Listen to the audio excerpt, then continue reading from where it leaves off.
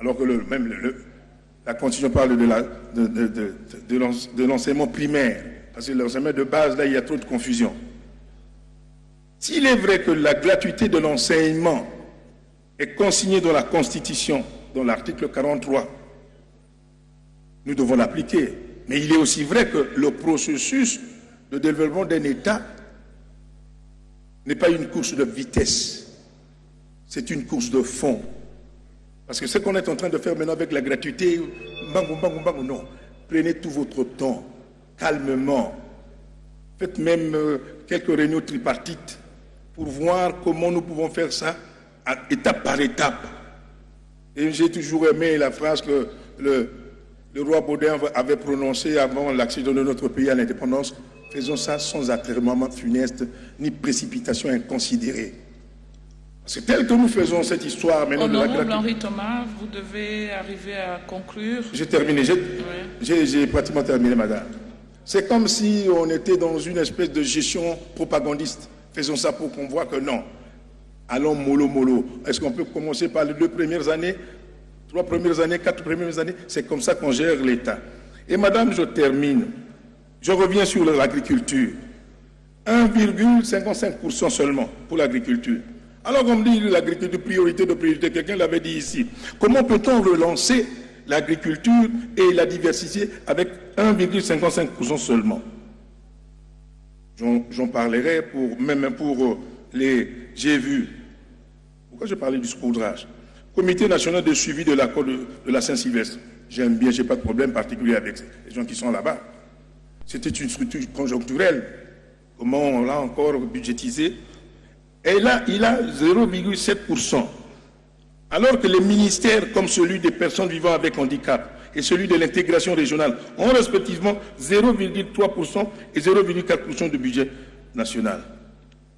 C'est pas ce que vous entendez par là. Comment vous allez faire? Je ne suis pas l'avocat de ce ministère, mais je trouve ça quand même injuste. La Cour de compte mêmement.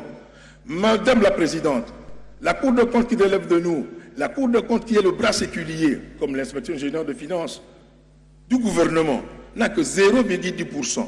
Comment elle va travailler cette Cour de compte?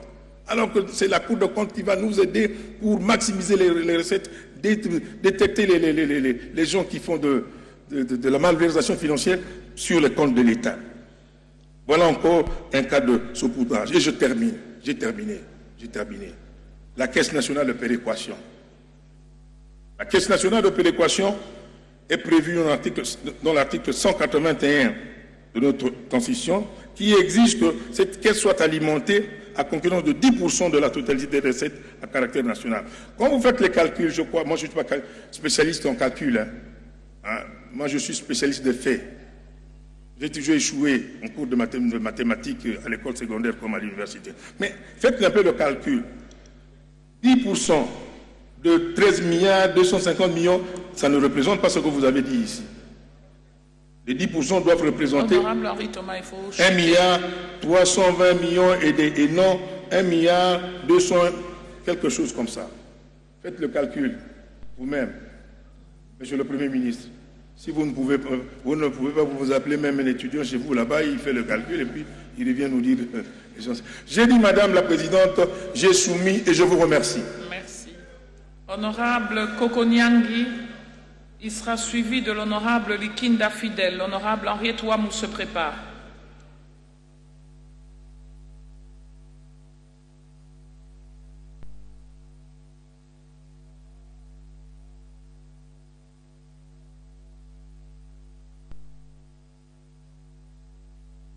Honorable Kokoniangi, vous avez 4 minutes. Merci, Honorable Président. Je vais joindre ma voix à celle de ma collègue du groupe parlementaire Inagossi pour dire que nous soutenons ce budget moyennant les modifications qui vont nous venir de l'ECOFIN. Qu'à cela ne tienne, moi j'ai quelques conseils techniques. Aujourd'hui, je ne parle pas politique, des conseils techniques.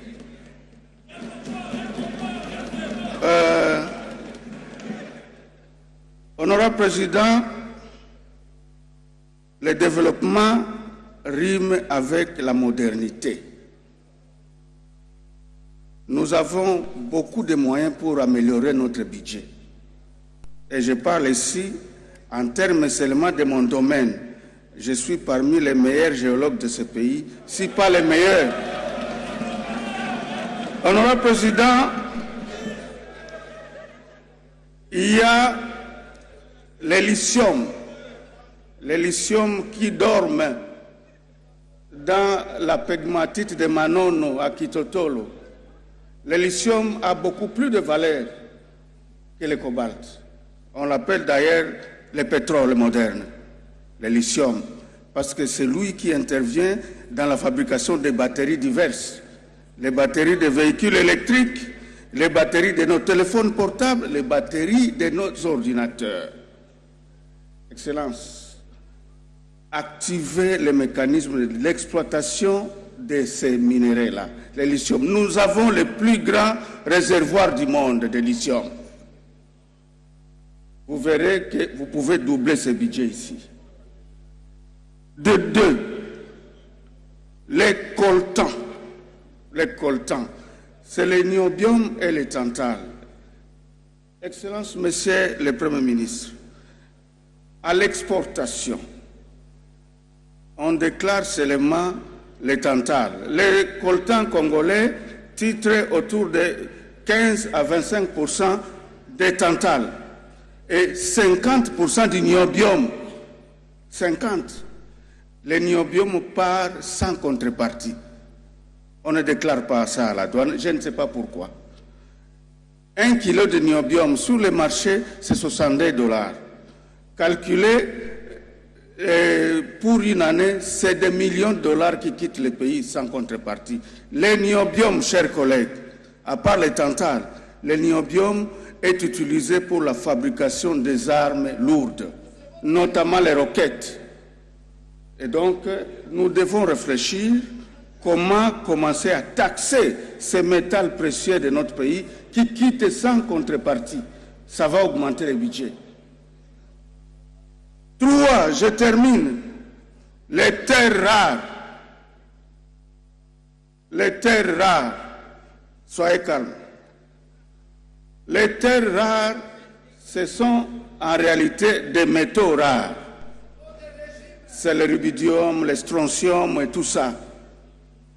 Je vous informe que le gisement qui plombo-zinquifère de Kipushi, c'est le plus grand réservoir de terres rares.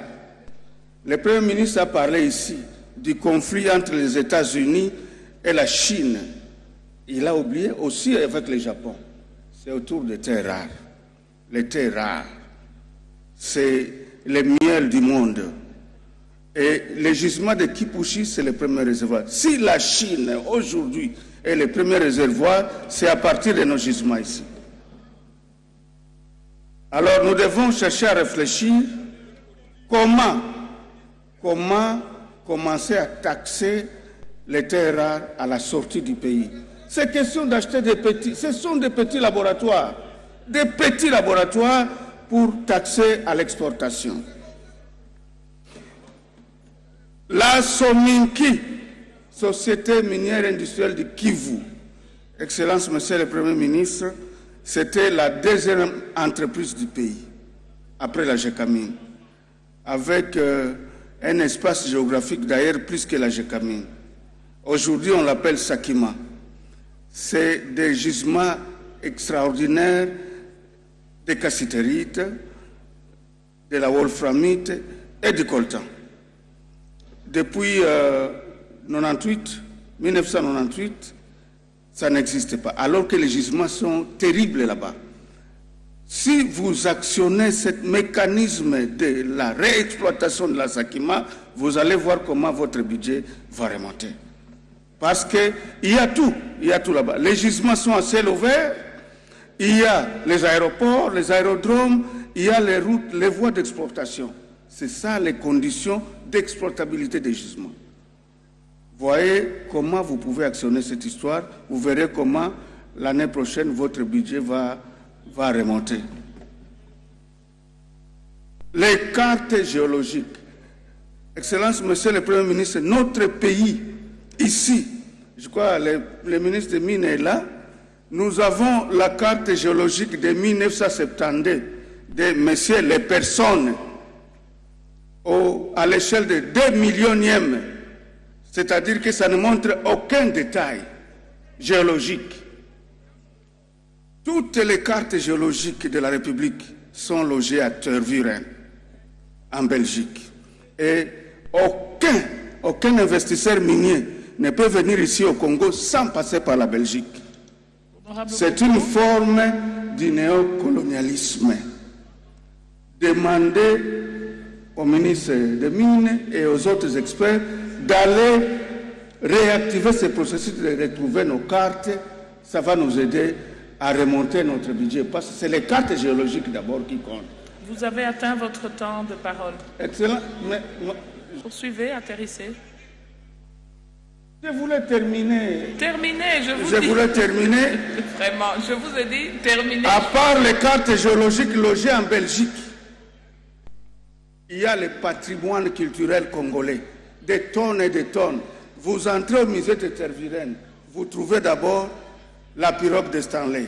Et vous allez à l'intérieur, c'est des tonnes qui font entrer des milliards en Belgique, des milliards d'euros. Actionnez l'activité de récupérer notre patrimoine. L'Égypte a déjà récupéré son patrimoine culturel. S'il vous plaît. Donc, le patrimoine culturel et les cartes géologiques du Congo doivent nous revenir ici. Merci beaucoup. Merci, honorable Kokonyangi. Très belle intervention.